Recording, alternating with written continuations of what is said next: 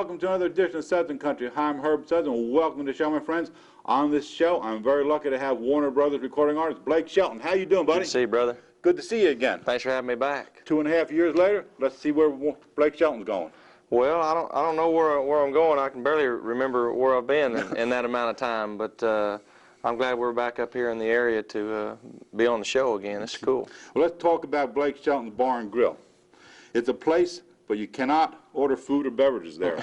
Am I correct in saying that? Well, you probably can't get food there. You can. There's plenty to drink. Plenty to drink when you listen to the album. I think we were listening to it at one point and realized I think 9 of the 11 songs on the album refer to drinking in one way or the other, which is kind of how we got the title for the Barn and Grill. Because it's definitely a drinking song type of album. Now, drinking songs go back in the old days of country music. Drinking was pretty much a prevalent subject to talk about in all the old country songs. Yeah, it seems like these days you don't talk about it as much, but you just do it more. You drink just as much. Drink just as much, don't you? No, that's just to me. It's just it's a staple of country music, and it's just a part of everybody's everyday life. Whether you do it or not, it's everywhere.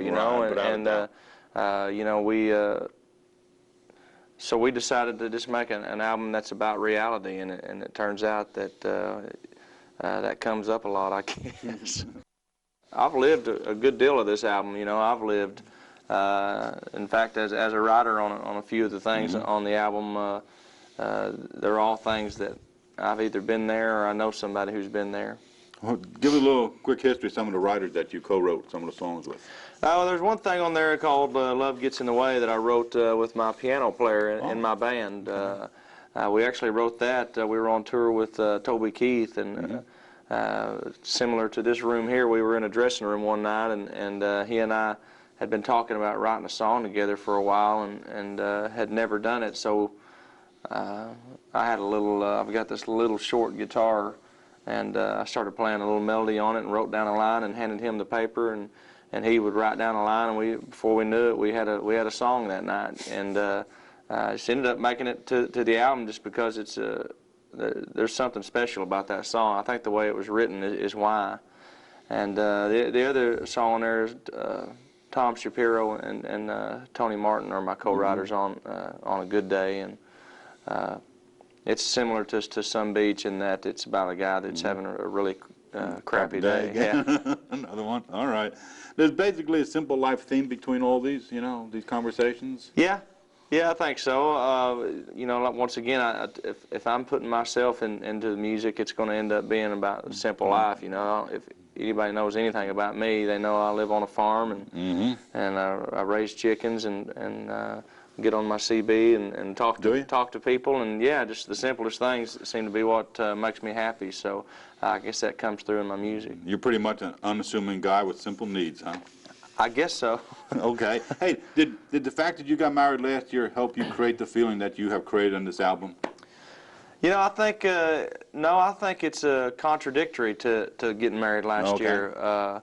Except with with the exception of a few love songs on the album, it's mostly about guys that are walking away from a relationship or were left. So there's a lot of pain in the album, and I think K-Net's influence on my music is that she loves the hurtful side of country as much as I do. She's a huge Conway Twitty fan, the guy sang with so much emotion and passion and could make you feel pain, I think when K-Net and I are together, we just kind of dominoes in that she brings this album to the table and I bring one, and they're all just old country that we've always loved. You talked about Conway. You got a Goodbye Time. Yes, sir. Conway tune. Yes, sir. With what, back to '66 or somewhere? I don't know what year. Went up to about 7 or 8 on the charts. Yeah, it did. It went to 7 or 8, and by Conway standards, it probably wasn't a big hit. That was probably a complete failure for Conway. The guy had number ones. Yeah, so many number ones that if it didn't go, I'm sure they probably wondered what happened. We're going to show that video, but before we show it, tell us something unusual that happened while you were taping that video that the people will never know unless you Oh tell man, them. I'll tell you one thing about that video is the weather was just. We went down to Marfa, Texas, which is in South Texas, and we were expecting some warm weather down there, and blizzard actually came through and shut us down. We had to actually do all the inside filming while the snowstorm was hitting. It was about probably in the teens, you know, which for up in this part of the country isn't anything, but we're not used to that. We about froze to death making that thing, so hopefully it doesn't come through. I think there's one scene where you can actually see me. I'm inside a house, and you can actually see the breath come out of my mouth. It's so cold in there, so you know, they made us work for it. Hey, this album, you play respect to your heroes in the old days with Merle and George on that album? Yeah, you know, I think Drinking George is a drinking man. Absolutely.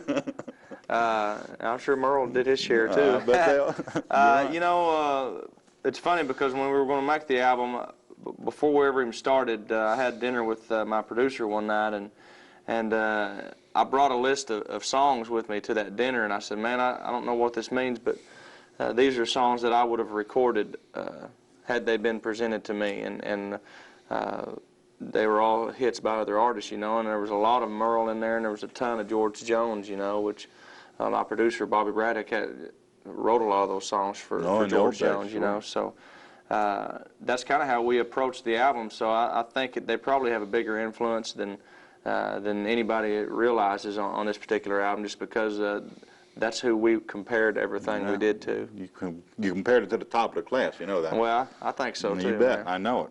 Hey, this is called jukebox music, a lot of this. You want to put it into a jukebox and just sit back and relax and enjoy the whole album. Is jukebox music, that's a term I haven't heard in a long time. Do you think that's a lost art in the music today? Yeah, I do. I think they're so. kind of gone. They're going away, and I hate that. But you know, things change. But you know, any old dive you walk into, near where I live in Tennessee, you go into the corner and there's a jukebox, and there's it's full of David Allen Coe, and it's full of Merle Haggard and Jones and Conway and Earl Thomas Conley and all those guys that in that era.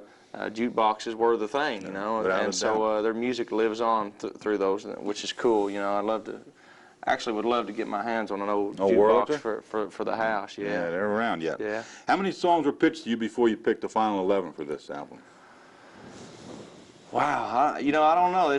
These songs. This wasn't a normal project as far as looking for songs either, because a lot of these things were things I've been holding on to for.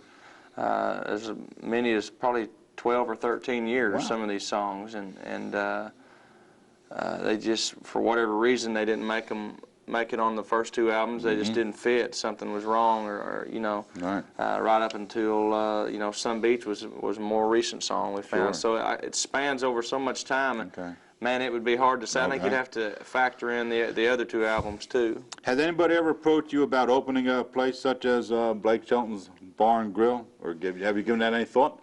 Well, my wife wants me to badly, which I wish she would get that out of her mind. But yeah, a lot of people have asked me, you know, is there ever going to be a place, or is there a place? And yeah, that would be fun. I would love to do something like that. Not right now, you know. Hopefully, if the album continues to be successful, it would probably mean more then, you know. But right now, I just don't. I can't. I'm doing everything I can just to keep my head above water in this country music industry. I hate thinking of getting into something else. Time for Sun Beach, am I correct in saying Absolutely, that? man. Say something again about it they would never know. Well, you got to watch for the cameos in Sun Beach. With the dentist is actually, we were just talking about Bobby Braddock, my producer, is my dentist. Elliott Sadler, he's drives a '38 M&M's car in NASCAR. He's the guy that flips me off going down the highway. So watch for those guys. Sun Beach we're talking about, that hit the top of the charts for 4 weeks. That was Wasn't it was a surprise to me, man. I knew Sun Beach was going to be one of those songs that people heard it and got a laugh out of it.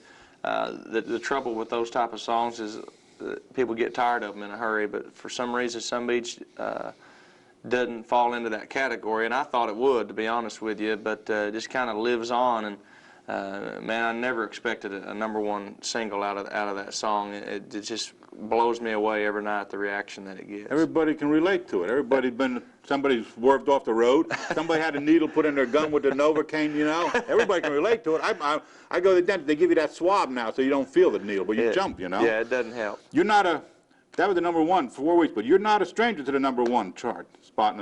Austin gave you #1 right away, right out of the box, man. Austin 2001. was still, you know, I was thinking we may break the Austin record with Some Beach, but we missed it by 1 week. I think it had 5 up there, and exactly. that was our first single, and then you know, a year or so later we had a thing called The Baby, which was a #1 record for me, and man, I tell you, having 3 of them, it's real exciting to me because I know nobody can ever take that away, you know, and I know that if for whatever reason what I do isn't cool anymore, I've earned a spot in the history of country music. Whether people remember me or not remains to be seen, but I'll always be able to say, well, I had those things happen, and it was real, and I had a place there for a while, and that's exciting to me. Heavy Lifting, another video, #1 on the GAC chart, wasn't it? I think Heavy Lifting was a #1 video. You know, I didn't keep up as much with what some of those videos did because, man, I can barely stand to watching my own videos. I think I look like a complete idiot. Okay. So if it comes out, it's a little bit awkward feeling for me. So I just kind of went on everybody's word when they said that the Heavy Lifting video went #1. It kind of was a surprise to me. It wasn't a big radio hit at all, and but the video actually did pretty well, I guess. Where did Dog come from in Old Red? Man, there's a prison down in southern Louisiana, Angola, I think. Is that how you pronounce it? Where they still use bloodhounds, and they actually ship them around the country. If a prisoner breaks out, and I send them a dog, and dogs, you know, they're trained to track them down, you know. So that was the real deal. That was actual bloodhound that's trained to track a prisoner, and there's a blue tick hound in there that a couple brought down from Kentucky. It was some prize winning. I remember its name was Princess. Okay. And but those are real. That one was a true hunting dog, and the other one was a true prison bloodhound. You know, so we didn't just hire actors. We got the real deal in there. How did the 3 albums differ so far? You have your self-titled album was the first one, The Dreamer, and now you got The Bar and Grill. How did they all differ? I think the first 2 albums didn't really have a direction as much as this 3rd album. You know, I think I'm finally figuring out musically, you know, who I am and what I ought to be doing. And you know, I'm real proud of the first 2 albums, especially you know, the success of them. You know, I wouldn't change a thing about it. But I think just now I'm figuring out, you know, what road I'm going to go down musically, and I think it shows up a lot more in this 3rd album. You have a farm. You mentioned that earlier in the show. What animals do you have there? You're talking to a farmer here. Yeah. I've been there and done all this. Are you still doing it now? No, I did it for 50 years. Man, I raise quail, pheasants, peacocks, chickens, guineas. You got a variety of... Yeah, turkeys, ducks. Big animals? She's got 3 horses out there. Okay. And we got 2 dogs, and horses are her project, man. That's her deal. You ride? Yeah, I'll go out and ride with her every once in a while, but man, I think that's why God invented 4-wheelers, so I didn't have to get on horses. Advice to somebody starting out? Wow, man, that's tough. You know, the thing I always tell anybody that wants to be in the country music industry is they need to, you know, move to Nashville. It's hard to make this happen if you don't live there, and I know that people have done it and will always continue to do it. But I don't know how they did it, though. I know that for me, just being there and never going away and always being in front of people was the way it happened for me. Who was your favorite duet partner if you had to sing a duet with somebody? Oh, wow.